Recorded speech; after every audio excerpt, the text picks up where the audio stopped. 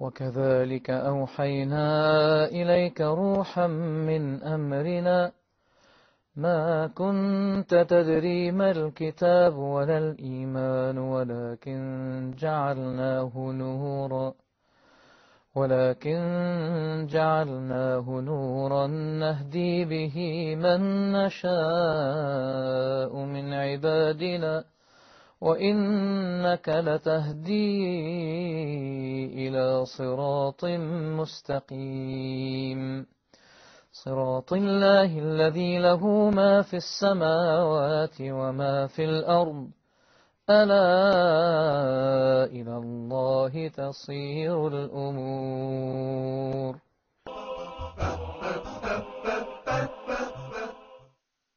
Man, it's so expensive for brothers to get married. Sisters are demanding high rates of pay. You know, their families are wanting to get mad money to get their sisters. It is really true. It's now happening now in this world right now. And people are asking more money than the time of Rasulullah.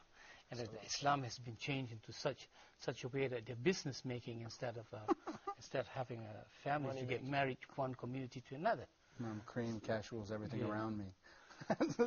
What's your view about it, Shaykh? Well, it's obvious since we deviated from our deen, the unmarried rate have risen very high. And that's very, very obvious nowadays, even in the Muslim societies. The Prophet, peace be upon him, said that إِنَّ مِنْ يُمْنِ الْمَرْأَةِ تَيْسِيرُ صَدَاقِهَا. One of the good qualities of good marriage and good women is to make it easy when it comes to asking for dowry.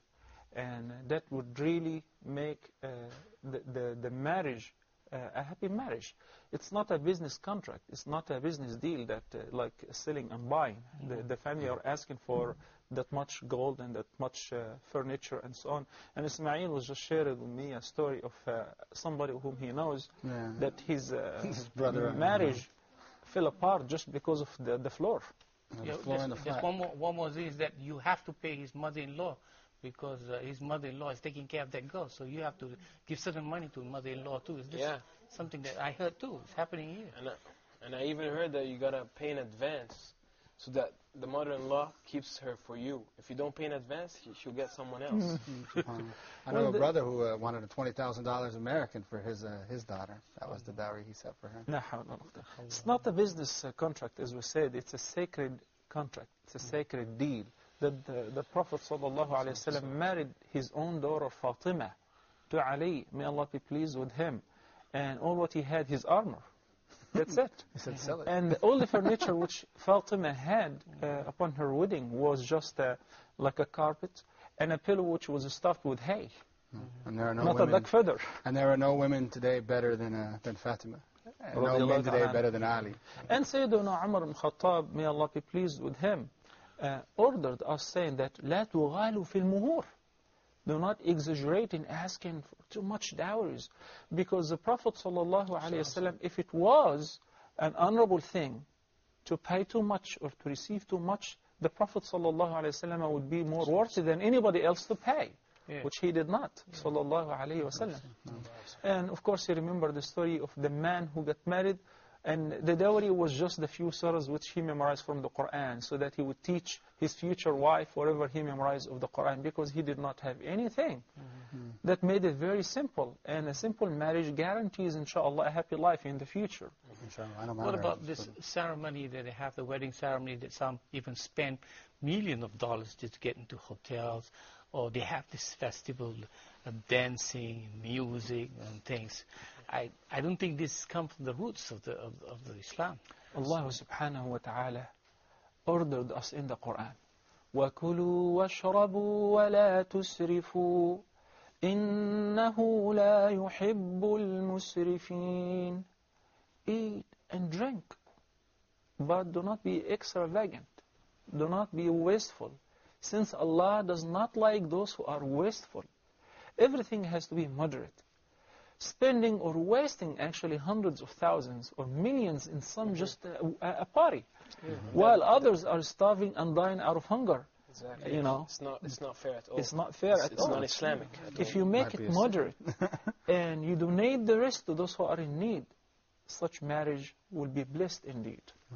Or if you invited the poor to your wedding, And you're going to say you're going to spend $1 million anyway, but you invite But who all the does poor of the that country. nowadays? Oh, nobody. I mean, Sheikh, like just starting the marriage with sins and getting a dancer, a belly dancer, like some people do, or it's like not blessing the marriage from the beginning. Just starting it with sins. Absolutely. We've been talking about, the factors on which you choose your life mate. We're talking about religious commitment, manners, and good morals, and so on. Then you ruin all of that by throwing such a party where you have a band, music, musicians, singers, and sometimes, unfortunately, dancers. And men are mixed up with women. It's not a good beginning at all. As a matter of fact, it's a violation. It's a wicked beginning. And a person is in charge for every sin that's committed that night.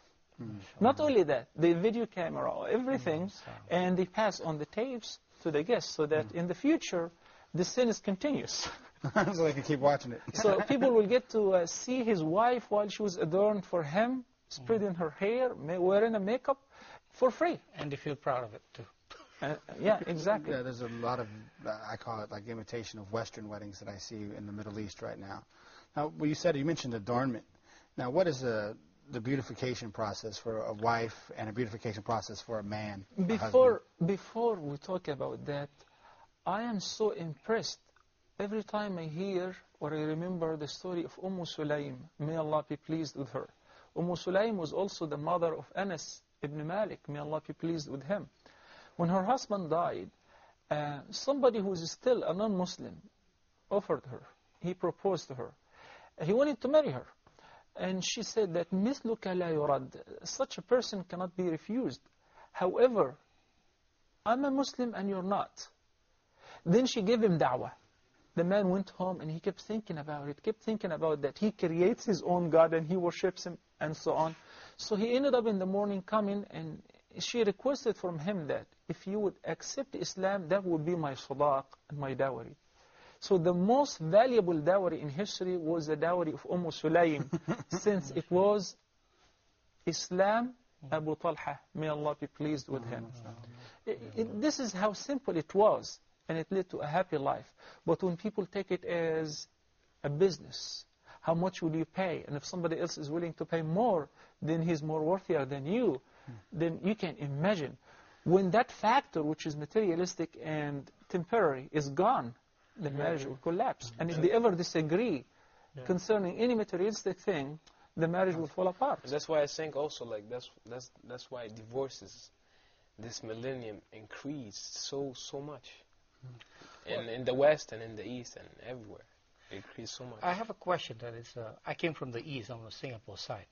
These are the practice of the people over there, that some of the parents doesn't have money, but they have people who does helping them by cook them food, things for their ceremony. And in terms of the end, people come and give money for the marriage and the wedding, and that will be paid for their expenses. Would that be considered a part of a business or part of it? No, that's actually a very good thing to do. It's a very good practice, because simply not everyone is capable to get married, and not everyone who gets married is capable to invite people for the feast and so on. So having people giving him money in advance as a loan, or offering him that we will assist you with fixing up the apartment, the house, or getting married, then later on they get their money back, that's a good thing, where they receive a reward for it. That's a charity. And it will be better if they can just give him away that donation or that help. A very important thing everybody should keep in mind, besides discussing all those other issues which we discussed, that prior to being alone in one house, the bride and the groom, that their families have to prepare them spiritually with paying sincere advices to them. Because Anas ibn Malik, may Allah be pleased with him, said that we used to prepare the bride before she would go to her husband's house and give her the advice to pay him his rights, to obey him as long as he obeys Allah subhanahu wa ta'ala, and as long as he does not command her to do anything that contradict with what Allah subhanahu wa ta'ala wants us to do, and to take care of her family, her house, and so on. Not the opposite. People today, especially if they think with a materialistic mentality, it's like they're going for a battle. You know, it's a fight. So Abdullah, the son of Ja'far ibn Abi Talib, may Allah be pleased with him, when his daughter was getting married, he advised her and he said, beware of jealousy, because jealousy is the key to divorce. Don't complain a lot, because much complaint creates hatred. وَعَلَيْكِ بِالْكُحْلِ. Al-kuhl is one of those, means of adornment, to beautify yourself, since that thing would attract your husband to you. Similarly, a man also should receive advices from his family members, from his parents, from his brothers, those who have been married before him, from his close friends. Nabi sallallahu alayhi wasallam, when Ali came to ask for the hand of his daughter Fatima, said sallallahu alayhi wasallam, hiya laka ala an tuhsina musahabatiha. She's for you. He accepted that offer and the proposal on one condition, that you treat her kindly, you live with her with kindness. He knows that Ali ibn Abi Talib is the person who's going to do that, but a reminder won't hurt. وَذَكِّرْ فَإِنَّ الذِّكْرَ تَنْفَعُ الْمُؤْمِنِينَ. So it is very, very important to pay the sincere advice, to both the bride and the groom before the actual marriage. Remind them this is such a sacred thing they're fulfilling. They are establishing a nucleus in the Muslim nation, a Muslim family. There is such a great reward in doing so. You have to understand that you're planning not only for happiness in this life, but the happiness will extend to reach to the hereafter, inshallah. So, Sheikh, like when I find, we all know that I'm still not married. So when I find my wife, inshallah, my future wife, and we're planning to get married, what is the specific piece of advice that you will give me for that? Well, I want to hear this, but I need to go make wudu. So don't say anything about this until I come back. I thought you were already married. I'm married, but I'm looking for a second one. But I don't want to. Well, this advice should not be paid only for you, but for all of us. Well, we'll discuss it afterward, inshallah. I'll be right back. It's okay, Salah.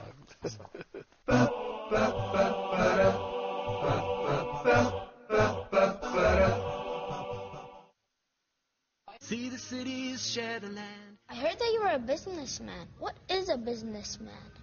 My turn, his turn, my turn, his turn, my turn, his turn. That was fun. Oh, there you go. Where did I hit? It's a mirror's wide world. It's a mirror's wide world.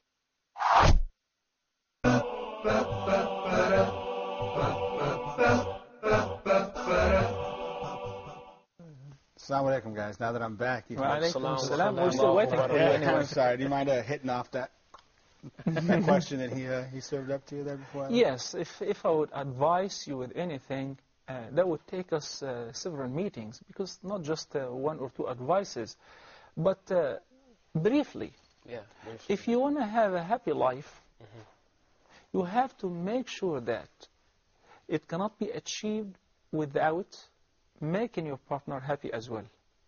But being selfish, that you want to be happy, and your partner, it doesn't matter, you will never achieve happiness.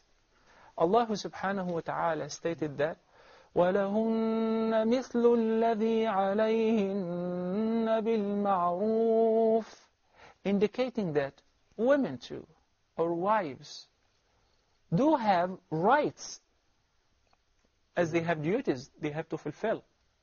So we as men have duties we have to fulfill towards our spouses. And the opposite is true, with kindness, as much as we can afford.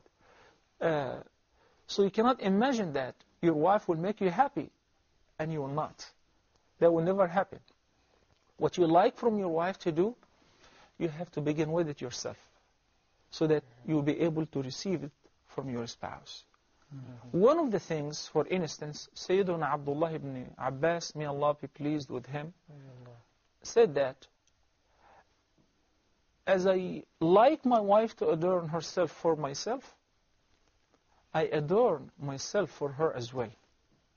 And the Prophet ﷺ, as Aisha, may Allah be pleased with her, reported, every time the Prophet ﷺ would enter home, the first thing he would do, he would brush his teeth with the miswak. And you know how many benefits in brushing your teeth, especially with the miswak.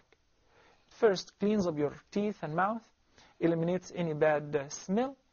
And the commentator said probably the Prophet ﷺ used to do that, and it was not a prayer time or anything, because the Nabi ﷺ used to kiss his wife, whether he was coming in or leaving. And using the miswak beforehand would give a good impression and a good smell of the mouth, and so on. So you're saying if you want your wife to love you, you have to love her? Absolutely. That's a strange concept. It's an exchange. Yeah. I mean, you can't get one part pleasing you and you're not doing your part. So you have to do You guys your are part. speaking a foreign language to me. I don't know what you're saying. You know, Abdul Rahman, once, Umar ibn Khattab, may Allah be pleased with him, was sitting and a woman walked in and she had her husband with her. And she said, no way that I can live with him, Ya Amir al-Mu'mineen. He said, what is the matter? She said, look at him. So right away Umar ibn Khattab realized why she can't live with him. So he sent him where he got a haircut, he took a shower, he clipped his nails, he dressed nicely, then he called him back. At first, his own wife did not recognize him. Then when Umar ibn Khattab introduced him to her, she said, you know what, Amir al-Mu'mineen, never mind. I'm just going home with him. Because simply, he has become a different person. He had to beautify himself. Yeah. So the extreme makeover is already has in Islam. You see the show on the extreme makeover? So it's already happened in Islam. They are taking it from us. But a person have to keep in mind that when I go home, I like to see my wife in the best clothes and she adorns herself and so on. You too. The Prophet ﷺ, whenever he would come from a journey, he would ask his companions, if they come by the evening, to wait until the morning, to allow time for a woman whose husband been away for some time to prepare herself, to clean up herself in the house, and to get ready for her husband. Versus a person who attacks and invades all of a sudden. Of course, nowadays we don't have to do that, especially there are so many means of communication. Everybody has a cell phone. You can inform her that you're coming, you know, ahead of time. You like your wife to get ready and to finish cooking and so on, and all those smell of cooking before you come home. Similarly, you have to take care of things to appear decent and nice before your wife. The Prophet ﷺ, yes, Ismail, I was going to say, wouldn't it be nice to buy your wife a gift every now and then on the way home? To show well, her it that depends if you can afford it, yes, but if you can't, it doesn't have to be such a big gift, you know. One flower. You're very romantic. Hear that one again? Well, why not? She's your lawful wife. Anything can please her will turn around to please you and will make your life happy. You know, and it's a human nature. The Prophet ﷺ was talking about the traditions of the pure nature, which is cleanness, simply. That amongst the traditions of the pure nature is to trim your mustache, to keep your beard, to clip your nails, and to remove the armpit hair and the private part hair, things like that. And the cologne or the perfume, the Prophet ﷺ used to like that. He said in one hadith that حُبِّبَ إِلَيَّ مِن دُنْيَاكُمْ النِّسَاءُ وَالطِّيبُ. What I made to like out of this dunya, two things. Perfume and women. And women in marriage. In marriage. Yes. Halal. In halal, of course. وَجُعِلَتْ قُرَّةُ عَيْنِ فِي الصَّلَاةِ. And the peace of my mind and the comfort of my eye has been made in attending the prayer. Sallallahu alayhi wa sallam. So simply, if you want to be happy, Ya Abdul Rahman, you have to keep in mind that you have to make your life happy by making your wife happy. Exactly. Well, So it's also part of Iman of cleanliness is that you have, it's not only on that call, you know. It has to be on your nature itself. You should be supposed to be clean. This is part of your Iman. True, but too many people ignore this fact. They're too busy with work, and they come back from work with their dirt on, and they don't realize that this appearance before their spouses make them get offended from them. And smells sometimes too. So it's basically about having a fair exchange in the marriage life. True. Anyway, Exactly. when are you going to invite us for your walima? Exactly. I wanted to ask you, Sheikh, and inshallah, of course, I will invite you all. I just wanted to ask the walima. Nowadays, like what we said before, people spend a lot of money on their celebration of the marriage. And there's a lot of youngsters that don't have that much money. So including yourself. Including myself. I'm not ashamed. I'm still a student. So, what is the concept of that in Islam? Well, we have to understand first, walima is a must upon getting married. The Prophet ﷺ, when Ali got married to Fatima, he ordered him to prepare a feast for, the wedding ceremony. And once the Prophet ﷺ noticed that Abdul Rahman ibn Auf, and he was a wealthy companion, got married. So he said that أَوْلِمْ وَلَوْ بِشَاهٍ يعني prepare a feast for your friends, for your companions, even if it was just as little as a sheep, And Abdul Rahman ibn Auf could afford more than that. But in case that a person cannot afford, like once the Nabi ﷺ, when he got married to Safiya, may Allah be pleased with her, he could not afford it. So the companions, everybody pitched in and brought something. Somebody brought the dried milk, somebody brought the dates, somebody brought the butter, and they fixed up a traditional meal where everybody ate and they were very delighted and happy. Keeping in mind, it doesn't have to be meat. You don't have to slaughter, you don't have to offer meat. It could be little as ghee, clarified butter, and dates, well, that's right? meat, but if this is as much as you can afford, that's fine. But it shouldn't be snacks. Like pretzels, breadsticks. There you go. The purpose of the walima is to show the blessings of Allah upon you and to thank Him by sharing this happiness and happy news with others and inviting them. Keeping in mind that we understand that marriage nowadays costs a lot. So those who attend would also help by giving gifts, by even assisting the person in preparing the feast as they did with the Prophet ﷺ. I was going to ask that because in Denver, we would, for the revert community, when people would get married, we would all come together because people in the Muslims in America are kind of poor, a lot of the reverts. So we would come together and we would say this guy would buy 5 chickens, this guy would buy 7 chickens, and then we would bring them all together to one place for the walima. And the brother and the sister wouldn't have to pay for anything. The people would do very this. nice, very nice. nice. The right thing to do. do. This is the spirit of the Muslim Ummah. Is to cooperate. Was it compulsory in such a way, if you know that in each town there's a person who died, it's a responsibility of the whole Muslim to bury him.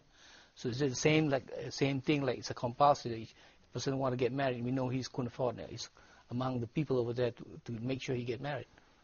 Well, you cannot invite everybody. You cannot address everybody with an invitation, or you need just to provide for the whole town. But it can be as inviting your close relatives and family members, of course, and the new family, the new addition to your family, your wife's family, and of course your friends. And be aware of very important thing that the Prophet ﷺ said, بِئْسَ طَعَامُ الْوَلِيمَةِ يُدْعَى إِلَيْهَا أَغْنِيَاؤُهَا وَيُنْسَ فُقَرَاؤُهَا. How evil is the feast or the food which you invite only the rich people to, and you ignore the poor ones. While we understand that the poor are more worthy than anybody else to attend such a feast, to get to eat, and so on. But to keep balance, invite those whom you know without being selective. You only choose and select the rich people. That's wrong. Because I know he got money. Oh, well, yeah. He's going to bring a good gift. That's wrong. I really like when Nabi sallallahu alayhi wa sallam ordered Ali to offer a walima, to throw a party. and Ali didn't have anything, didn't have any means. So there Sa'd ibn Abi Waqqas, may Allah be pleased with him, popped up and said that عَلَيَّ الْكَبْشِ, I'll bring the ram. And somebody else said, and I'll bring the corn. Somebody else said, and so on. And they prepared the feast for him, and he didn't have to worry about anything. This is really the good spirit of the Muslim community. If the people who make it hard on themselves, make it hard on each other to get married, they look at the way Muhammad sallallahu alaihi wasallam married his beloved daughter, beloved daughter Fatima to Ali, they would not make it hard on brothers to get married. It was very easy. He said, what do you have? He said, I don't know. I don't have anything. He said, don't you have some armor? Go sell your armor. True. It was very easy that he made it on him. He didn't say, go build a house. You need to buy $20,000 worth of furniture. Then you need to have this walima that's going to cost you, 50, 60,000 janae. And then we could get married. He made it very easy. That is true. I think the best way is to go back to the teachings of our religion in every aspect. In marriage, in raising the children, at work, not only within the boundaries of the mosque or the masjid. For instance, if you're invited to any walima, don't say, well, I'm not going to attend. Why? Because I know that such and such is poor and, they're not going to offer much. Isn't it because the Prophet ﷺ said that it's obligatory. If you're invited, you must attend. Even if you're fasting. So if you're not fasting, you will participate by eating and praying for the host. And if you're fasting, you will just pray. But you still attend if you're capable to attend. So he taught us that we attend, it's a must. And after you attend, you pray for the groom and the bride. You say, أطعم الله من أطعمنا وسقى الله من سقانا. And that supplication is to be recited upon being invited to any meal. So you say, may Allah give food to those who have fed us. May Allah give drink or water to those who give us the drink, the lawful one. Also, there is a beautiful supplication that the Prophet ﷺ taught us. We pray for the newly married couple upon visiting them, where we say, بارك الله لكما وبارك عليكما وجمع بينكما في خير. I know that you're so interested and excited to have us pray for you this supplication, which means, may Allah bless you and send His blessings upon you and unite you in a good way. My question is, let's go pray the Salah because it's time to pray. We'll continue inshallah next time. سبحانك اللهم وبحمدك نشهد أن لا إله إلا أنت نستغفرك ونتوب إليك وصلى الله على سيدنا